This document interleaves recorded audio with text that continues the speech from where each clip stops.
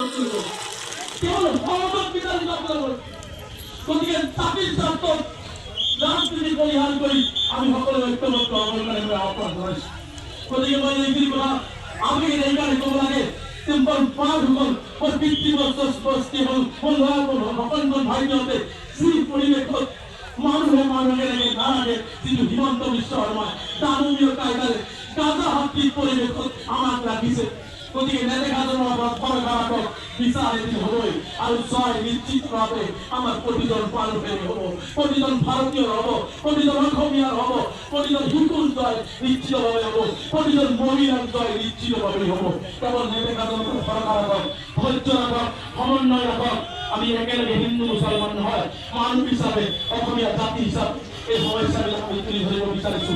অসমৰ সদিয়াৰ পৰা ধুবুৰীলৈকে সকলো ৰাইজক আহ্বান জনাইছো যে হিমন্ত বিশ্ব শৰ্মাই এই সাধাৰণ থাকি হোৱা কেৱল মাত্ৰ বংগীয়মূলৰ অসমীয়া হোৱাৰ বাবেই তেওঁলোকে অন্যায় কৰা হৈছে।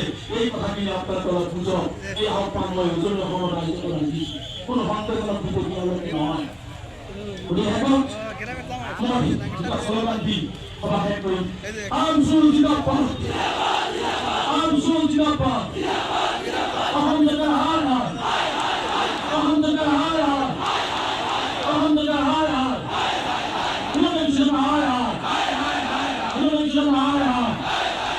এই আন্দোলন চলিছে, এই আন্দোলন চলিছে, এই আন্দোলন চলিছে। অসম জাতীয় জিন্দাবাদ, ভূমি লাগিবই, উচিত সংস্থাপন লাগিবই, ভূমি অধিকার বন্ধ করা, ভূমি অধিকার বন্ধ করা, ভাগ বন্ধ করা।